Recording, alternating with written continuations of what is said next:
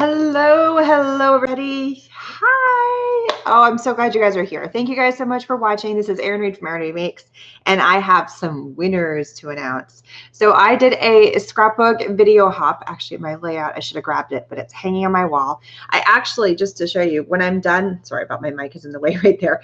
When I'm done with my layouts, I have these frames around my house. So I have two here.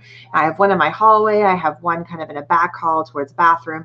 And because they've got pictures of the kids and the family, I post them around the house. I actually have three in my kitchen as well. So I post them around the house, and I don't do them as often. So these layouts are actually quite old. I used to make a whole lot more layouts, a lot more cards lately. But so I post them around the house. And so it's actually in the hall leading to the bathroom as we speak. But I have three winners to announce, and you guys are the lucky winners of my new collection. This is my COVID Warrior collection. And the whole point of the collection is we're all in this together. We're all going through this. And the best way to tackle crazy is to be as strong as you possibly can be. So the whole point of this collection is to uplift and to make you feel like you're inhale confidence, exhale doubt. Stay safe, reminding you, wash your hands. I have to remind my kids that a lot. And just different things like, quarantine life. You can use these for cards. You can use it from scrapbook layouts, for planners. I mean, there's a little journal card here. So this is a full printable out. And then there is all of these little cards here. So this is another batch. So you can pull out these cards. Here it is. Social distance experts. So it's just kind of promoting you. So there's three lucky winners. I used it on my layout. And it is for sale in my store if you're not one of the lucky winners, if you want to check that out. And there are ways to, if you don't have your own printer at home, because everything I'm doing right now is digital. So you can print them. You can actually download the files and you can send them to Walgreens and they can print out, or you can send them to, other places. Hi, Tammy. Oh, thank you. So you can send them to other locations to print them out for you. Kinko's doesn't exist anymore, but like Office Max, Office Depot, and they can print it on high quality papers, and they're not that expensive to print if you want to print on various things. Or you can even take in the file on like your phone or something, and they can print it out there for you. So just because you don't have a printer at home does not mean that you cannot get them printed. So that's kind of fun. So yeah, the files are all there, plus they're SVG files, so you can send them to, and you can cut them with your Cricut or your Silhouette or any kind of your cutting files and things like that. Okay, so winners. Plus, I had a couple people from last week or last time I had it, and today is the cutoff for the previous winners. It was for my debut collection, Seize the Day.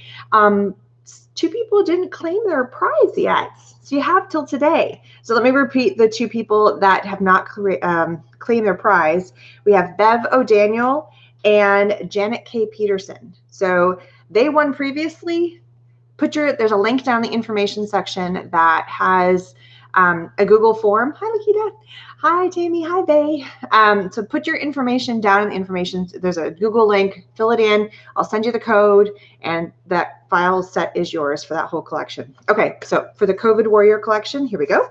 We got Carol DeCamp. Yay! I need to have like a drum roll or something. Hobbies of Steph is another, or Steph's, Hobbies of Steph's. And then Mel Koo. So congratulations. There is purely a program that I use. It's actually through, one of the programs I've connected through my YouTube, and it says, would you like to pick a winner? And it's like, yes, pick everybody who left a comment on that file. And I just click that 3 separate times. So it's totally random. I do make sure, congratulations, everybody. Yes. I do make sure that it's not somebody who just won the last one or the last couple of prizes that I've done.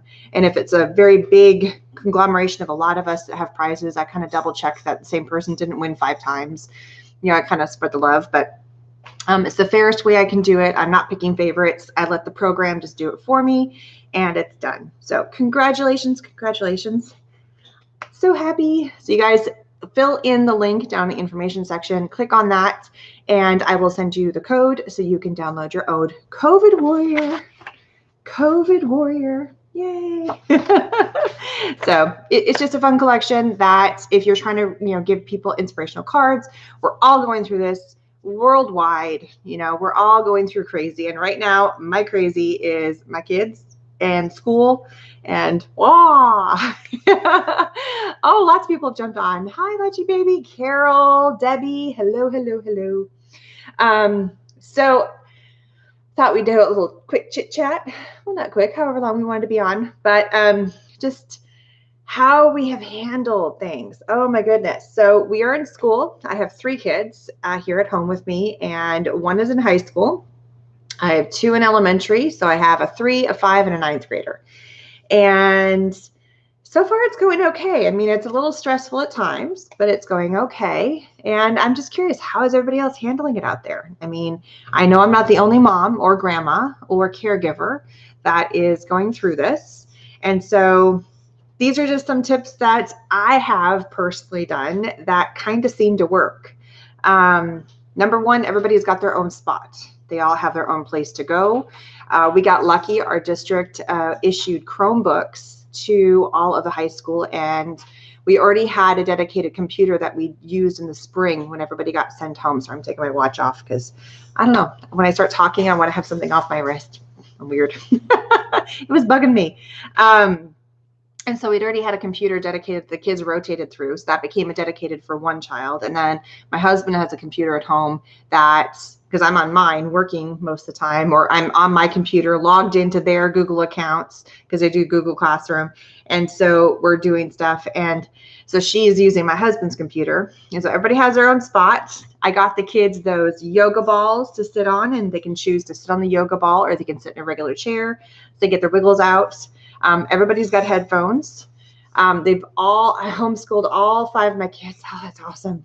See, I think I can help them, but to come up with the plan, like I didn't have to figure out all of the, like how the day was set up or how we're doing things. I'm just a facilitator, and I am a teacher. I used to teach high school though. And that's a whole different ball game than doing the elementary kids.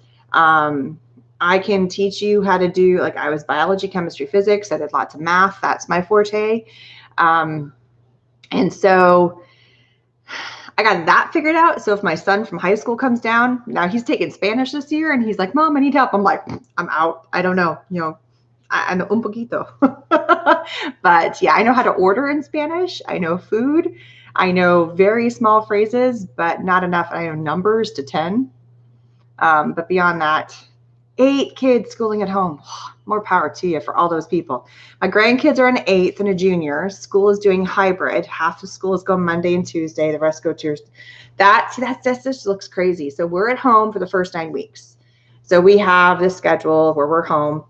But, you know, I will have to say, in some ways, there is so many things about being home right now that are just easier. I don't have to worry about the kid not wearing their mask. And I'm not saying it's the right or wrong way. I'm just saying it works for us. We are not an early morning family. I have 1 kid who likes to wake up early. And luckily, he is the one who has to get on to do his Zoom and has a synchronous time first of the day. And my daughter, who likes to start later in the day, and with my oldest son, he likes to start later in the day. They have the latest Zoom starts. So it actually works out really well in that respect. They also are not as distracted by all the other stuff going on, by other kids in the classroom, beyond when they're on Zoom. And truthfully, they've been very diligent. And they're like, Mom, I want to get my work done. Can you help me? Can you jump on? Can you help? And my daughter's probably the bigger one that needs the most help. She's in 3rd grade, but she's also dyslexic. So she's got a little bit of some reading difficulties. But I am super happy about the fact that our district has still implemented all of the protocols for kids that need intervention. So she has a specific time where she jumps in with the dyslexic intervention specialist, and she works with her for 30 minutes every day. That started this week. So we're in our 3rd week of school. We have 2 days, a full week, and so we're in our 2nd full week of school. So quality compared to in the classroom. You know, I see the teachers teaching. You know, I view from the side of what's going on. Again, they have their headphones on, so I can't hear it. There definitely isn't the hands-on, I will have to say. that part is lacking, that there's not the hands-on stuff. So I implement and we do things here. They're definitely not moving around in terms of going to PE. That part is lacking in terms of the art, the PE, and they also have music. For elementary school, I will say. My son, this is a funny story. I posted this on my Facebook, not my work Facebook, not ERIN REED Makes, but my personal Facebook account. This is the most funniest thing ever. So my son plays clarinet, and he has been playing at home, and he's been doing lessons and things like that for a while. And so every day he gets on, and because he's block schedule, but he's got band each day. And sometimes they're practice marching to get, so he's up and he's doing his marching stuff just in a very small space, but they're moving, which is yay. But then he also gets on with his clarinet, and so I'll hear him playing. Well, the dog, I don't know if it's the frequency of the clarinet or all of a sudden, because we've played music and no big deal, the dog wants to get in on it. And all of a sudden you hear him going, rrr, rrr, rrr. So he sings along with my son with his clarinet. And I got it on video yesterday and I posted it to my youth Facebook channel. It is hilarious. And sometimes he's like all out, like howling. And sometimes it's more of a whimper. I mean, it kind of changes up. It's really quite amusing. So, and he has to have his mute off so his teachers can hear. So he ends up the mic picks up the entire house sometimes. And the dog is loud enough that you hear, I mean, I think they've gotten used to it by now, but everybody's just giggling on the other end of the line. He's like, I'm sorry, my dog wants to join in. And he's just, it's thoroughly comical. I have to see if I can get this posted on here somehow, but yeah, it's pretty funny. So he's getting his music, but the younger kids are not getting their music in. They've posted videos and stuff. But to me, the main, and it's really funny when the dog joins in.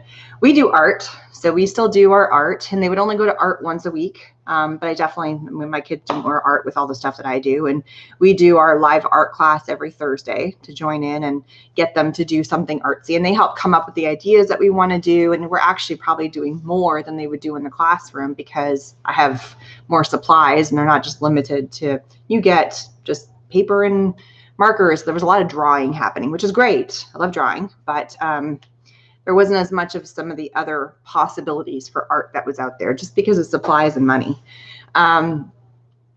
PE, we tend to do a lot of walks instead. We'll go out and play. We'll give the dog a lot of walks.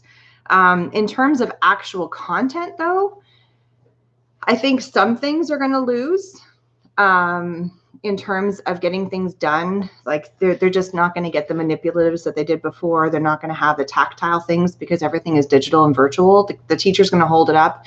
But my son, he's in 5th grade and he's doing math and he has a whiteboard. And so they're doing math and they're holding up their whiteboard and they're showing the teacher on the Zoom. And so we can see right then and there, are they doing the problem? Are they not? They're also doing them like flashcards where they'll write them down and hold them up. The teachers are also using a program called Flipgrid, which basically is like a short little video. And so they'll post a problem and they'll post a thing for them to do. You know, it may be answering a question and they know how to record themselves. So they're getting a lot of hands-on, like they know how to log into Zoom by themselves. They know how to send emails now. All my kids know how to do emails, look at their emails every day. They know how to respond to emails. So that's writing and reading. And I think that's huge, which they never would have done that before. So there's certain skills I think they're learning. They're learning how to use this program and like videoing and talking and basically presenting themselves. And not that everybody's gonna be doing video, but being able to be a speaker. And they're not worried about the whole class looking at them because it's just them in front of their computer. So some of those barriers I think are getting torn down a little bit for them. And they're getting more confident and they just record it. And then the kids can see all the other kids' videos and they can add like bubbles coming off so it makes it fun. So it's kind of a fun kids short video, but they can answer and the teacher can look at all of them. So I think there's pros and cons with being in a classroom and also being at home. So, you know, my kids also are not on, I've regimented, I know how much they're eating for lunch versus just throwing it away. And so we're not wasting as much food, I don't think. They're also moving more because at home, they can get up and move around when they're not actually on their computers, and that they can get up and they can go do stuff, and they can walk around, and they can go walk the dog, and they can go in the backyard. They can go ride their bikes. We live in a cul-de-sac, so they can go ride their bikes whenever they want and get out and move around. So that there's a little bit more flexibility in that respect. And if it takes them a little longer to finish an assignment, that's fine. If they get done in 5 minutes, then they're not waiting on the entire class to finish, because they can do things at their own pace. So there's pros and cons to both. I think they're enjoying it more. I'm a little more stressed. I will have to say that. But there's also the reciprocating. I'm not worried about, did they mess with their mask all day if they were at school? Are they going to come home and just be so fidgety because they've had to be sitting all day and not moving around? So did they touch anybody? Did they sneeze anybody? Did they get, contaminated? Did somebody come to school that was sick? All those factors. So I think the safety, and for me, I've already lost a child, so I don't want to lose another one or have another one get sick, because that's a big issue for me. So to me, having them home, even though stressful as it might be, it's when I heard that we were staying home, I was like, it just felt like a weight was off my shoulders. So then we were debating, like, what's the best way to do it? What's the better way? What's the way to, what's going to hurt them? And I'm thinking, no matter what it was, the kids are not going back into school in the same fashion that they remember. School's going to be different for a while. And so what's the best way? And so for now, like my kids actually are in the middle of doing one of the tests they normally would have done during the school year. And it's just kind of like a benchmark test, just to see. It doesn't count for anything beyond like, hey, where are we at this moment? It's like a snapshot. Or they can pull away and they can just, it's called the Star 360. And so my daughter, who's in 3rd grade, they broke them up into small groups. They had extra teachers. Everybody's like, my son doesn't take his until tomorrow. Everybody had different blocks of time, and they normally would take them all to the computer classroom where all the computers are, and they would sit them down and they would have a bunch of monitors. And it's only like a 30-minute test, and half the kids don't even take that long. I think they give them a full hour just to be safe, but the test can truly take 15 minutes to finish. And there's one for reading and there's one for math. And so they had it up and running, and they had them, and they said, have all this, have a bottle of water ready, have in a quiet classroom. Mom and dad do not help. They had it Zoom so that they could see what they were doing, but they were taking the tests through another program. So they tried to make it as close and similar. It's the same program they would have taken had they been at school, in the same format. Hello, everybody. So it's the same. There's more people I just got on. Hello. So it's the same thing. So this is just our reality right now, what we're going through. And sounds like a few of you have other people, have kids in the mix of it as well. But for those that have grandkids that are in there, one of the things is my mother. So she doesn't live she's living in the States. She lives up in Canada. And she will send the kids emails, and she'll send them pictures. And she's like, they don't ever reply. And I said, they're busy doing things. It's not their number one focus, I think, at that moment. But they loved it. They'll talk to me about the pictures. And so that she sends, or the comments, or the funny jokes, or whatever it is. Videos don't work through their Google email. But she's like, okay. And I said, just don't overwhelm them, because then because they get a lot of emails sent from their teachers and stuff. But every now and then, if you pop them something. So she gets to interact personally with the kids, which I think is kind of fun. And they're supposed to look at their email every day for school, because they might have feedback from the teacher in some way. So there's a lot of skills. I really do think there's a lot of skills that they're learning that they would not normally do. They wouldn't be communicating via email as much. And I think that's super important when it comes to, my work specifically, my husband's work. I don't know any work that doesn't rely on email communication to get through compared to before. Hi, Elise. We're just chatting. We're chatting about school. And here's the other funny thing. So my son, when it comes to school day, he starts first. His first Zoom's at 8:20. And on Monday, Wednesday, and Friday, what's today? Today's Tuesday, sorry. Yeah, Monday, Wednesday, Friday, he goes until about 3 o'clock. But on Tuesday and Thursday, he's got a little bit of an abbreviated schedule. He actually gets done by 12:20 or 12:15 or something. So he has a much shorter day because just when his Zoom times. So 2 of his Zooms are always the same time for his synchronous, but one of his Zooms is actually earlier because it's social studies on Tuesday, Thursday, and then on Monday, Wednesday, Friday, it's science, and it's later in the day because they have 2 different teachers because he's 5th grade.